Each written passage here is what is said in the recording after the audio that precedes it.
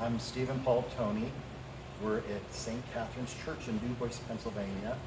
I'm the curator of the historic Hook and Hastings 1910 pipe organ, Opus 2247, and this is the ongoing restoration to this instrument over the COVID period. We had the stop actions rebuilt, and we had a concussion bellows put back on the great wind trunk, and we had all the pipes meticulously voiced to their proper speech. I would like to show you now, we're going to move over to the stop actions to show you what was done to the stop actions. Right now you are looking at the restored stop actions, and I'll demonstrate how they work on each slider.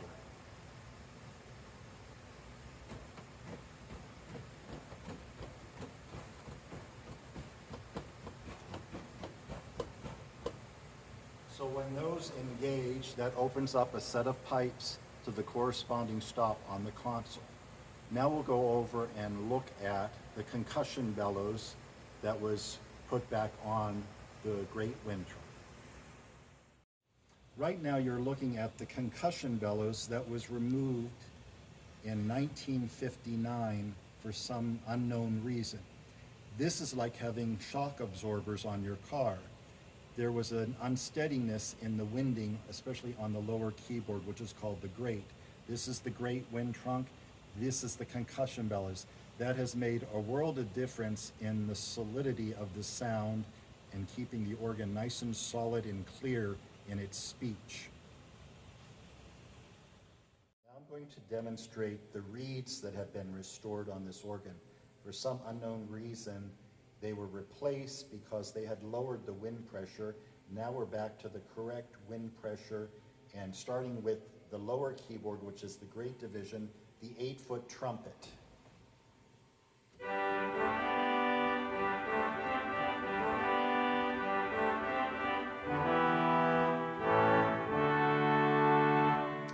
Now the harmonic reed, the cornopian, the big trumpet, in the swell box, which is the top keyboard.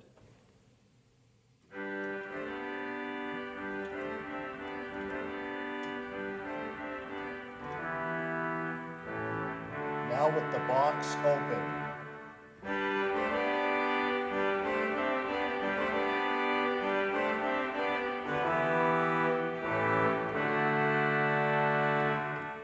Then we have an oboe also in the swell, which is in that enclosed division where the louvers are. When I use this foot pedal, it opens and closes. So here's the oboe with the box open.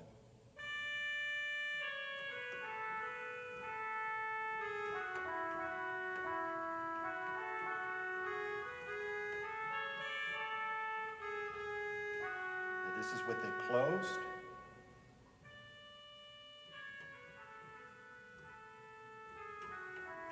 Then I'm opening it.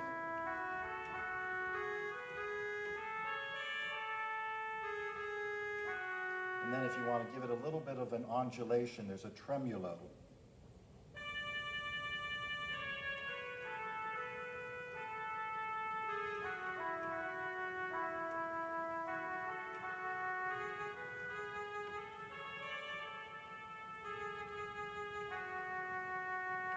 So the organ has taken a dramatic transformation in sound, and I'll demonstrate a big registration right now to show you how steady the sound is.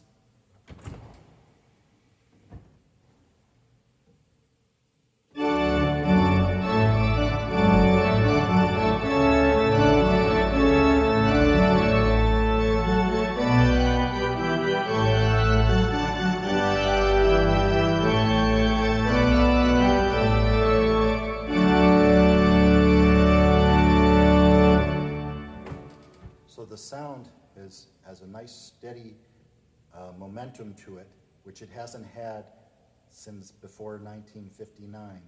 1959 is when that was changed, and we brought it back to what it should be. Right now, this console is a 1959 Este replacement, which is a pneumatic, electro-pneumatic console. What I'd like to do is replace this console with a solid-state system that we could have MIDI capabilities to have playback. You could record yourself and build a library.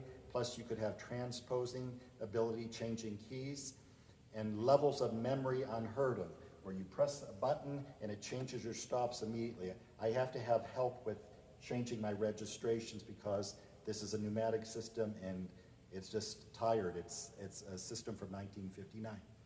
I have written the foundations. If you would like to help and contribute, that would be great. My contact information is Stephen Paul Tony, and my phone number is 814-591-2372, 814-591-2372. If you could help, this is the most expensive part of the whole project. It can be between $65,000 and $75,000. Thank you for your time and listening to this video.